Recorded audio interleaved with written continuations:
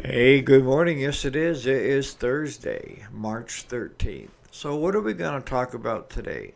I thought we'd talk more about the reasons why we need to be able to adapt and change. Whether it's in our personal life, our business life, if you don't, if you aren't willing to adapt and change, you're going to be left behind. So, stay tuned.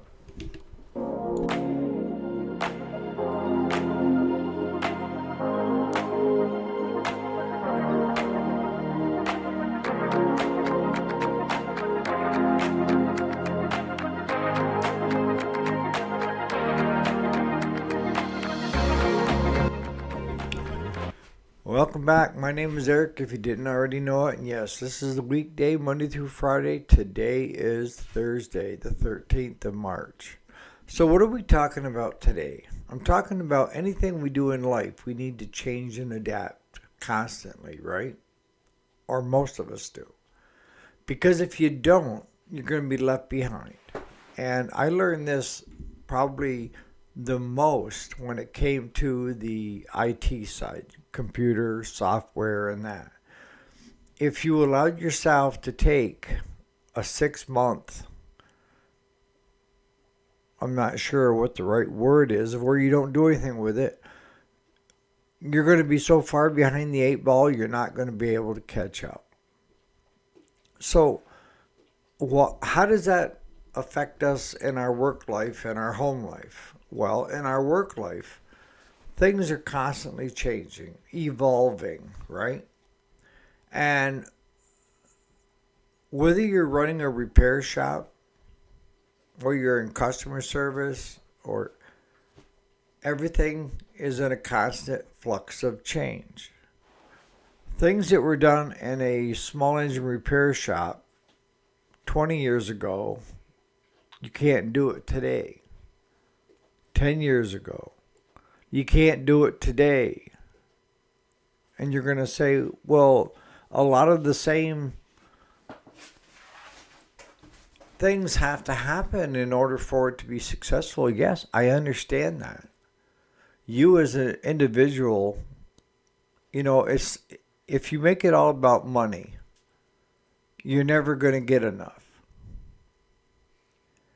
And I see that so often is they think that's the way is if I can just make more money. How can I make more money? When the focus should be how can I get and retain customers? And if you're not getting enough customers, then you need to change something or adapt to something to cause the change, right? And that adaptation may be from going from print ads to social media. I mean, if you're not on social media, you're missing out on the ball. You're missing out on the game because that's where I get the majority of my new customers is social media. But in order to have my business evolve and change, I needed to incorporate that as a medium of where my customers would be. Now, granted, I still have a lot of customers that are just doing Craigslist, the dinosaur of all dinosaurs. And yes, we have an ad up there. And that is just to get to the old timers. Because the old timers, they're not into Facebook, Snapchat, Twitter, TikTok, you name it. They're still old school. They don't want change. They don't like change. And that's why I see a lot of shop owners that are up in years just kind of fade away because they've decided that it's not for them. They don't want to change anymore. They're tired of change. So they just wind their business down until one day you got a group of old timers in there having coffee, shooting the you know what, with no customers. And that's okay with them. That's called retirement. I'm okay with that as long as you're okay with that. But if you're sitting there having a cup of coffee and you're wishing you had more customers, more equipment to work on, you know, then you're going to have to adapt and you're going to have to change. What you're doing now is not working. And we can equate that to just real life. You know, if things aren't going your way in real life, then you need to change your part, right? You can't control other people's parts. But what you can control is your part. And I've talked about this in other videos in the educational side when it comes to customer service. You want that customer in the end to want to help you. And people are going to say, well, we're the ones helping them. We're fixing their crap. Yeah, but they don't need to bring their crap to you. There's other places that they can go. So when people go to have stuff done, they want someone that's likable, someone that they want to help. And why do they normally want to help? It's because we have helped them. If you're fixing their equipment and it's running great and doing great, and most of my customers I see once a year, and that's when they bring in the lawnmower either in the spring or the fall to have a complete service done on it so that they can have as much of a carefree summer as possible. You know, for some of us, mowing the yard is rest and relaxation, where others, it's a chore. So what are the ways that we can adapt and change now? Well, the things I'm looking at is sooner or later I'm going to have to decide on with the batteries and the handhelds. And, you know, I'm not unwilling to change. I just don't think that we're there yet. I really don't. I think we are with like DeWalt and some of the other top lines, Snap-on. They've all got great impacts, you know, drills, accessories that are all working good. But why can't we take that and put it into our handhelds and our push mowers and that kind of stuff?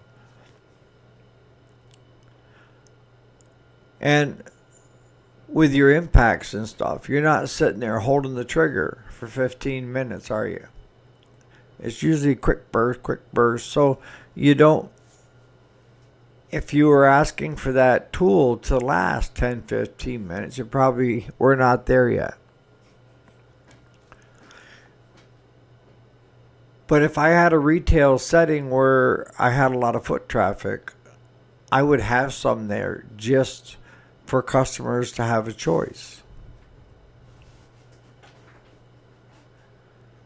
You know, some will say, well, you're putting yourself out of a job because they aren't going to come back in for a tune-up on their gas-powered weed trimmer.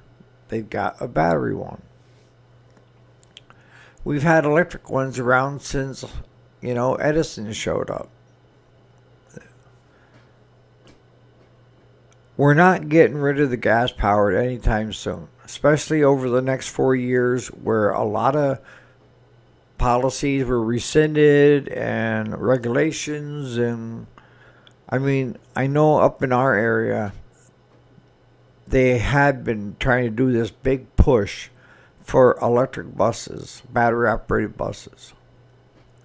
And then on my feed for Facebook, I started posting from other locations these buses on fire where they overheated and blew up. How often do you see that with a gas or a diesel powered bus? Never heard of it.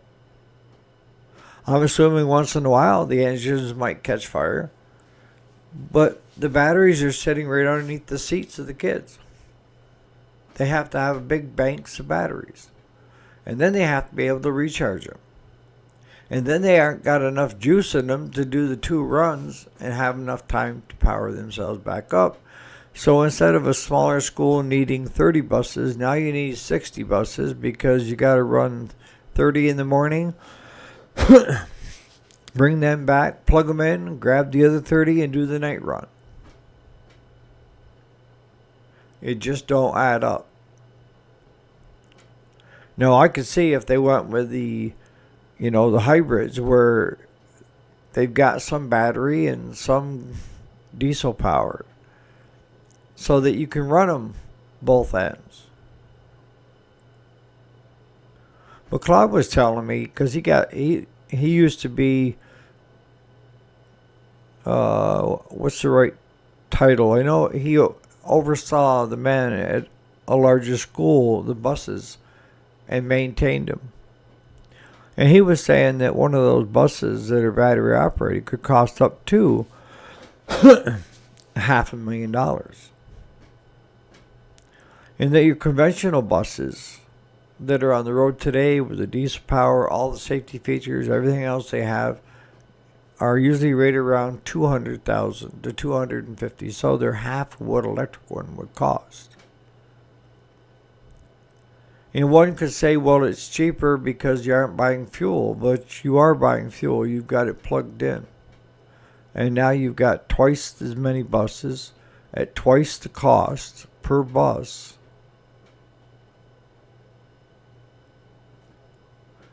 But that's what I mean by you have to adapt and change.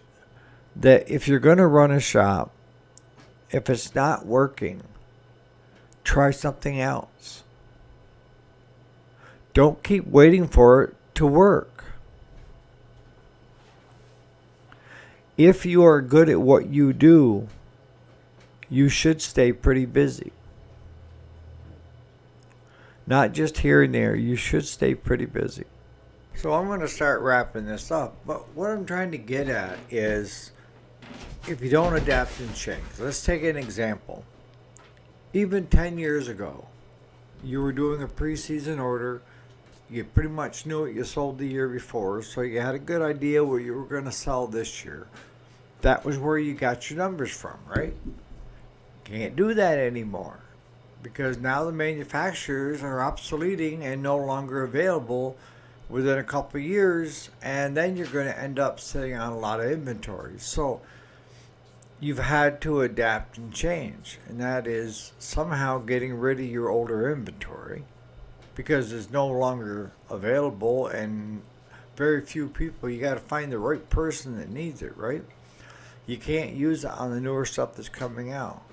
So in order to adapt and change, you need to be a lot leaner. And that's hurting a lot of your distributors and your manufacturers and stuff because a lot of shops have discontinued carrying large inventories. Well, in order to deal with some of these large ones, if you want a floor plan, for one company you may have to spend $130,000 in parts and equipment. Some $500,000. And if I drive by your shop and you have stuff that's been on the racks that are brand new, that are 4 and 5 years old,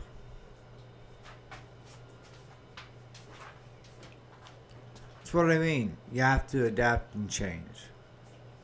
And the first thing, if you're one of those shops, start working on the oldest one that's out there, get it through the shop, get it out, and get it sold.